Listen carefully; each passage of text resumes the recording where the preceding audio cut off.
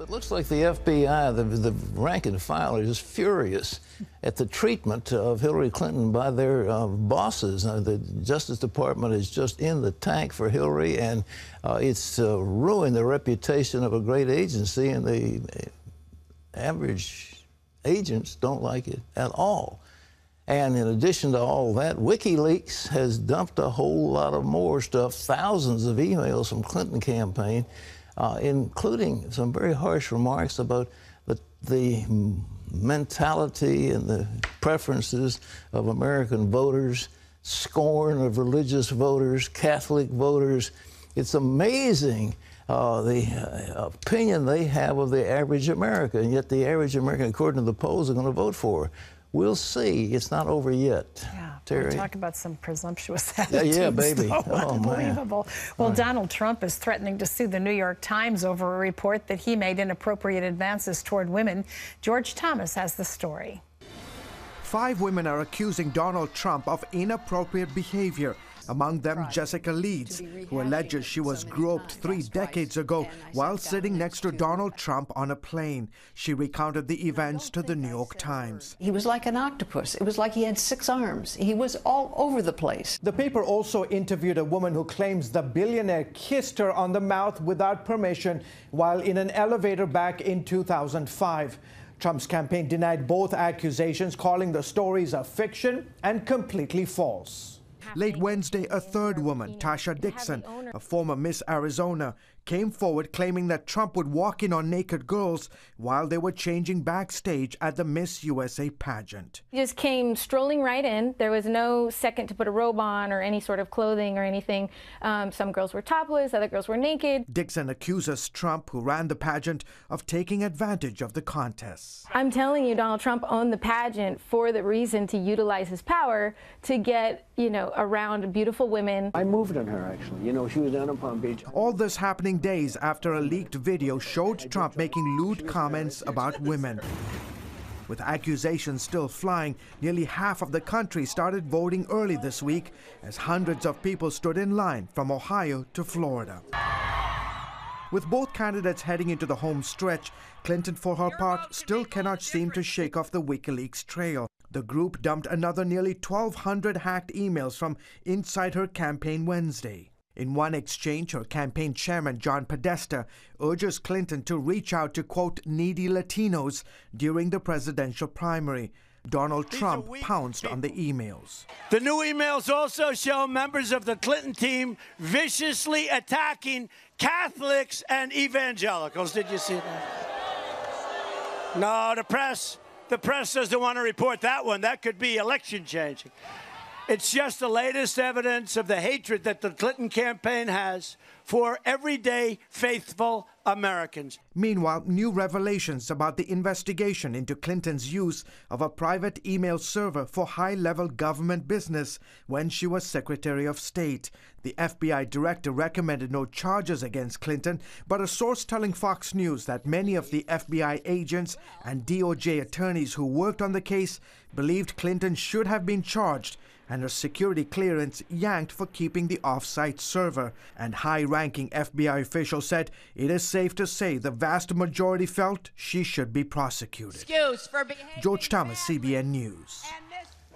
However, we're going to select a president. One of them is flawed, lied under potential indictment. The other one charged with all kinds of inappropriate things. But I tell you, it's a question of policy. Higher taxes, more Obamacare, a Supreme Court that is turned left for the next 30, 40 years. I mean, it's not a pleasant prospect facing America, but I tell you, people are going to have to really, search their conscience. But Donald Trump is making a real play to the evangelicals, and the big thing is that he's counting on the evangelical turnout to carry him over, and if the evangelicals don't show up, then Hillary Clinton wins. Well, in other news, more turbulence in the Middle East as the United States has struck back after 2 missile attacks on Navy ships this week coming out of Yemen. Efren Grimm has that story. Pat, the U.S. has destroyed 3 radar sites on the coast of Yemen with Tomahawk missiles. President Obama authorized the launch of Tomahawk cruise missiles to destroy the sites. Pentagon Press Secretary Peter Cook said the strikes were conducted in self-defense. He added the U.S. needed to protect personnel, ships, and freedom of navigation. The U.S. said the missile attacks against its ships had come from an area under control by rebels in Yemen. Iran backs those rebels, but it says it does not provide those rebels with weapons. Here at home, the death toll in North Carolina is now up to 20 from the flooding after Hurricane Matthew. I'm sad to report, in fact, today we did lose another life in the state of North Carolina that we just got confirmation on. I think it was in Lenore County.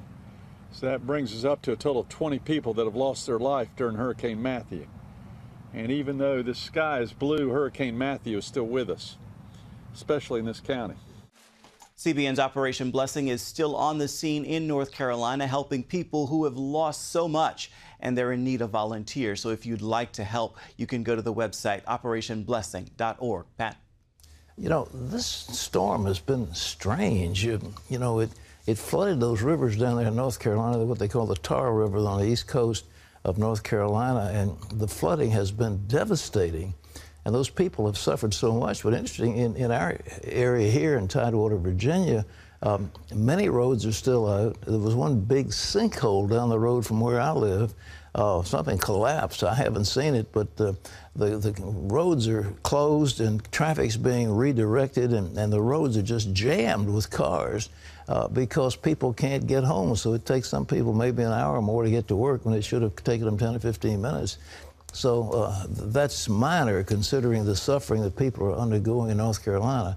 And I might say Operation Blessing, we're there for them. We care for those people in North Carolina, those that suffer, the ones that down in Louisiana that have suffered in other places. We have people on the site. They want to help them rebuild their houses, want to give them hot meals, want to give them clothing, whatever they need. And, you know, we're there. So if you want to help Operation Blessing, the number's on your screen. You can participate. Operation Blessing, Disaster Relief, CBN Center, 1-800-700-7000, the number to call. But let's stand for our friends and neighbors who are suffering. You say, well, it isn't affecting me. Well, it may, because this crazy weather isn't over yet. Well, Ephraim has some reports about some interesting things happening in Israel. Indeed, Pat, new discoveries by Israeli archaeologists are showing us what the Temple Mount was like during the time of Jesus. Chris Mitchell brings us the story now from Jerusalem. This major find came as archaeologists reconstructed 2,000-year-old tiles from the second Jewish temple built by King Herod. These are the very floors upon which the high priests and the priesthood and the pilgrims who came to the Temple Mount walked. And this is the floor upon which Jesus walked when he came to the Temple Mount. This discovery resulted from a controversy in 1999 when tons of debris was illegally removed from under the Temple Mount to build an underground mosque. Now we have the pieces of the flooring tiles for the last 12 years of work from the soil of the Temple Mount. We identified them already some 10 years ago, and we understood that they belonged to such floors. The Temple Mount Sifting Project began in 2004. For more than a decade, volunteers and staff from Israel and around the world have been examining the debris from the Temple Mount and making historic discoveries. This is the first time that we are able to restore one of the elements of the architecture of the Second Temple in Jerusalem. Archaeologists confirm the authenticity of these pieces based on the various sizes, materials, and technique by which they were made. I never thought that I will be able to find something that is so much connected to the temple proper. Project Director archaeologist Gabby Barkai pointed out why this achievement should be important for Christians. This is the very floor upon which the coins were rolling when Jesus turned the tables of the money changers upside down. This is the very floor upon which those coins were rolling. We have several different stories where Jesus is sitting with his disciples in the porticos, and he's teaching them right there. They're sitting right here on these floors. Researcher and mathematician Frankie Snyder played a key role in putting the tile patterns together. This is the first Herodian pattern I was actually able to reconstruct. Snyder restored the ornate patterns combining geometric principles with comparisons to designs at Herod's palaces. You find that in the Herodian patterns, the mathematics is impeccable. The sizes, the shapes, how they're putting these things together is just amazing. So far, about 600 colored stone floor tile pieces have been discovered. It's sort of like putting together a puzzle, but without a box top. You don't know what the picture's going to look like, and you only have about 1% of the tiles.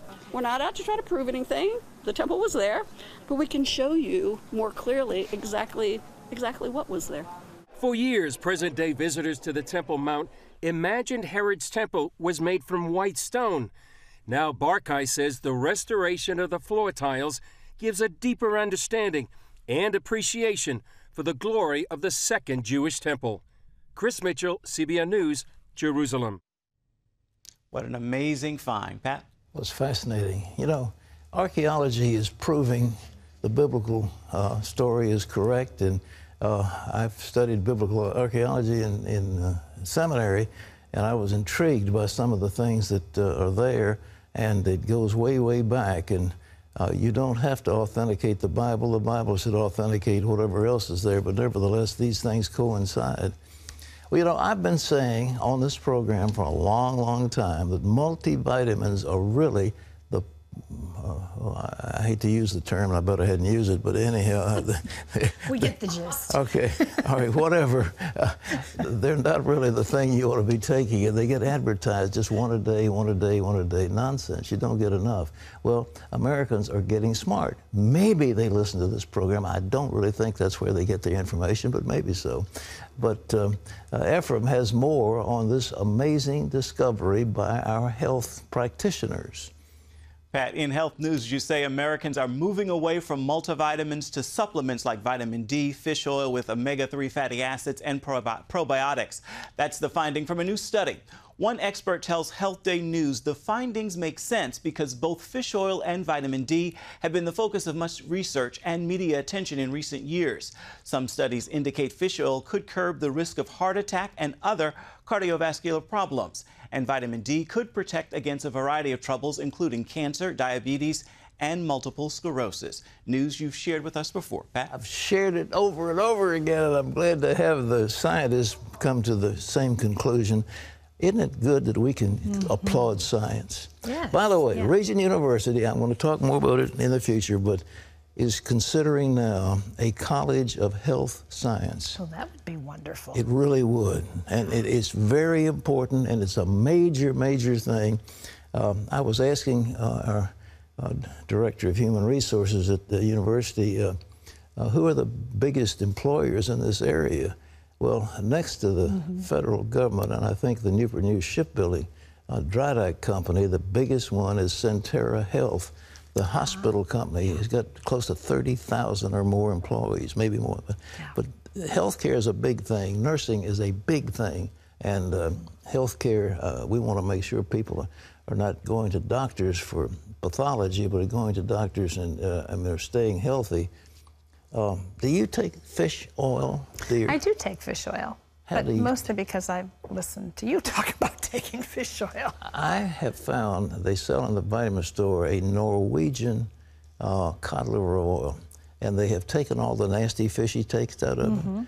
So I just, I drink it out of the bottle, but I take 1 teaspoon a day of that stuff. Really? Now, you do it that way as opposed to tablets just because it goes in? I mean, hey, it's a, you know, it's just a nice oil, but it's omega-3, and it lowers your blood pressure, and it keeps you healthy and youthful and staying on the air.